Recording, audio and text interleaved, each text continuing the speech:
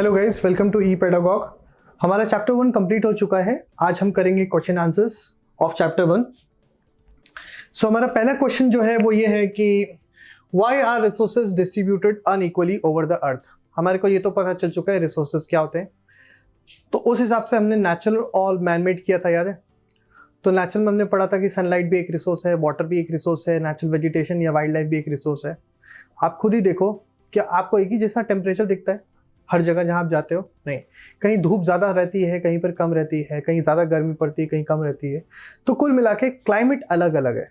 बिल्कुल वैसे ही जो रिसोर्सेज बनते हैं, उन रिसोर्सेज का बनने के पीछे जो कारण है वो अलग अलग होते हैं, और वो अलग अलग जो कारण है उनकी वो एक जैसे नहीं है हर जगह पर, वो अलग अलग है। इसीलिए हमारे को रिसोर्सेज अनइक्वली मिलते हैं distributed over the earth. Answer ये है, resources are distributed unequally over the earth because of the different natural conditions and physical factors like terrain, climate and altitude.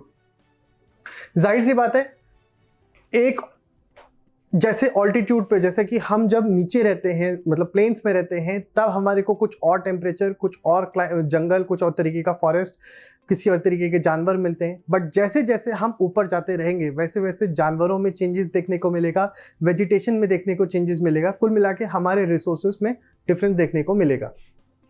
बिल्कुल वैसे ही क्लाइमेट में भी हर तरीके में हर जगह पर एक ही जैसा क्लाइमेट नहीं होता, जिसके वजह से जब हर जगह पे एक जैसा क्लाइमेट नहीं होगा तो हर जगह पर जो क्लाइमेट पर डिपेंडेंट हमारे रिसोर्सेज हैं वो भी एक जैसे नहीं होंगे।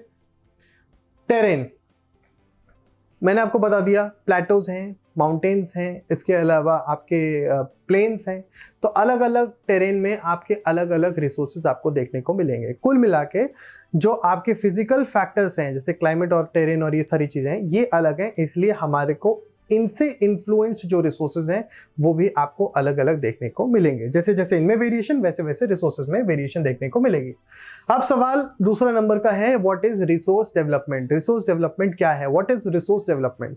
सिंपल सा है, जब आप अपनी टेक्नोलॉजी, अपने एजुकेशन, अपने स्किल्स का इस्तेमाल करके रिसोर्सेज की यूटिलिटी, उनकी यूजिबिलिटी को आप इन्फ्लुएंस करते हैं, मतलब उसमें चेंजेस लाते हैं, उसको बेटर बनाने की कोशिश करते हैं, उसी को हम कहते हैं resource development. Resource development is the method of utilising our intelligence in order to improve the quality, usability and utility of resource. इसको आप 3 भागों में पढ़ो। क्या बोला है? Resource development is the method. एक तो हो गया ये पार्ट 1। इस मेथड में हम क्या कर रहे हैं? अपनी इंटेलिजेंस को यूज कर रहे हैं। किस लिए यूज कर रहे हैं? कि ताकि हम क्वालिटी, यूजिबिलिटी और यूटिलिटी को बढ़ा सकें। जाहिर सी बात है, किसी भी आंसर के बाद अगर आप एग्जाम्पल लिखते हैं तो उससे आपके टीचर को ये समझ में आता है कि आपको बहुत अच्छी तरीके से उसे समझ में आ चुका है। यहाँ हम एग्जाम्पल के तौर पे हम क्या देखेंगे कि ये जो non conventional sources of energy है, नॉन कन्वेंशनल मतलब जो बहुत ही लार्ज स्केल पे या कॉमनली यूज नहीं होता, उसे हम नॉन कन्वेंशनल कहते हैं। जैसे कि सोलर एनर्जी, जैसे कि टाइडल एनर्जी, जैसे कि जियोथर्मल एनर्जी। इन सारी ही एनर्जीज के ऊपर साइंटिस्ट और बाकी के जितने भी लोग हैं इससे रिलेटेड बहुत काम कर रहे हैं कि ताकि वो अपने स्किल्स का, अपने टेक्नोलॉजी का, अपने सारी एजुकेशन का वो एप्लीकेशन कर रहे हैं कि ताकि in free gifts of nature को, in renewable resources of energy का इस्तेमाल करके हम अपनी नीड्स को पूरी कर सकें और डिपेंड ना करें ऐसी चीज़ों के ऊपर जिनका एक लिमिटेड स्टॉक है, जो कभी भी ख़त्म हो सकते हैं अगर हमने उसको बहुत ज़्यादा यूज़ किया तो, because it takes several years to form, right? So that is resource development. Next is, why are human resources important? We have already studied in the chapter itself कि resource ये जो हैं उसमें ह्यूमन जो resource हैं वो सबसे ज़्यादा इंपॉर्टेंट क्यों है? क्योंकि एक सिंपल सी बात है, ह्यूमन रिसोर्स एक ऐसी चाबी है जो सारे तालों को खोल सकती हैं। कहने का मतलब आप सराउंडेड हैं रिसोर्सेज से, बट उन रिसोर्सेज का इस्तेमाल आप कैसे करेंगे ये केवल ह्यूमंस ही डिसाइड करते हैं। उनकी टेक्नोलॉजी, उनका नॉलेज, उनका स्किल ही है जो कि हमारी नीड्स को पूरा करने के लिए हमारे को अलाउ करता है। फॉर एग्जाम्पल, जैसे कि बहता हुआ झरना था या फिर धूप की गर्मी थी, वो कैसे हुआ? वो हमारे दिमाग लगा, हमारे स्किल लगा, हमारा नॉलेज लगा, तभी तो हमारे को समझ में आया ना कि there is much more to it rather than just scenic beauty, it has got much more to it.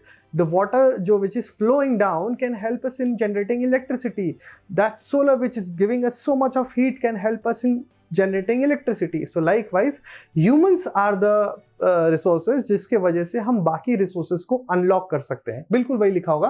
Human resources are important because the development of other resources, बाकी रिसोर्सेज का डेवलपमेंट किस पे डिपेंड करता है? सोली हम पे depend करता है, हमारी चीजों पे डिपेंड करता है, यानी नॉलेज, स्किल और टेक्नोलॉजी के ऊपर. Next is what is sustainable development. I guess we have studied it plenty number of times. Sustainable development का मतलब क्या होता है? It refers to improvement in the quality of life but without compromising the needs of future generation. Or in other words we can say कि it's a long term development. ठीक है, so यहाँ पर भी हम क्या करेंगे, दो भागों में इसको डिवाइड कर लेंगे. एक है sustainable development refers to improvement in the quality of life. भाई डेवलपमेंट है तो क्वालिटी ऑफ लाइफ तो इंप्रूव हो रही है, ये तो 100% श्योर है. पर सस्टेनेबल है यानी लंबे समय तक करना है, तो उसके लिए हमें क्या करना होगा? ऐसा कुछ करना पड़ेगा कि हम बिना फ्यूचर जनरेशन्स की नीड्स को कॉम्प्रोमाइज किए हुए अपनी क्वालिटी ऑफ लाइफ को इंप्रूव करें. एग्जाम्पल क्या है? जैसे मैंने आपको बताया, अब अगर आप इलेक्ट्रिक व्हीकल्स का इस्तेमाल, आप इलेक्ट्रिक व्हीकल्स के डेवलपमेंट के ऊपर अगर ध्यान देते हैं तो उससे क्या होगा? जो गाड़ियां आज कोयले पे चल रही हैं, पेट्रोल पे कोयले पे तो कोई नहीं चलती, खैर पेट्रोल पे जो गाड़ियां चल रही हैं, डीजल पे जो गाड़ियां चल रही हैं, कल दिन हमें पता है कि जो पेट्रोल है वो क्या है? एक रिन्यूएबल रिसोर्स है, यानी इसका एक लिमिटेड स्टॉक है, कभी ना कभी खत्म हो सकता है और बहुत लंबा समय लगता है उसको बनने में. तो फ्यूचर जनरेशन्स के लिए फिर क्या होगा? कुछ नहीं बचेगा, तो गाड़ियां कैसे चलेंगे? इसीलिए आज की जनरेशन क्या कर रही है? इलेक्ट्रिक व्हीकल्स को बनाने में और ज़्यादा उसको विकसित करने में लगी हुई है कि ताकि फ्यूचर जनरेशन्स की नीड जो है वो कॉम्प्रोमाइज ना हो. इसका पहला वाला है और जो एग्जांपल है वो है, हम ऐसे एसीज को देख रहे हैं जो कि पावर कम कंज्यूम करे, जिससे कि हम लंबे समय तक एसी चला पाएं, जिससे कि हमारी क्वालिटी ऑफ लाइफ इंप्रूव होगी, और साथ ही साथ उसके पीछे जो कोयला जल रहा है वो कम जलेगा क्योंकि वो पावर एफिशिएंट होगा. ठीक है, सो ये हो गया हमारा आंसर. तीसरा है एमसीक्यूज. ये बोल रहा है which one of the following does not make substance a resource.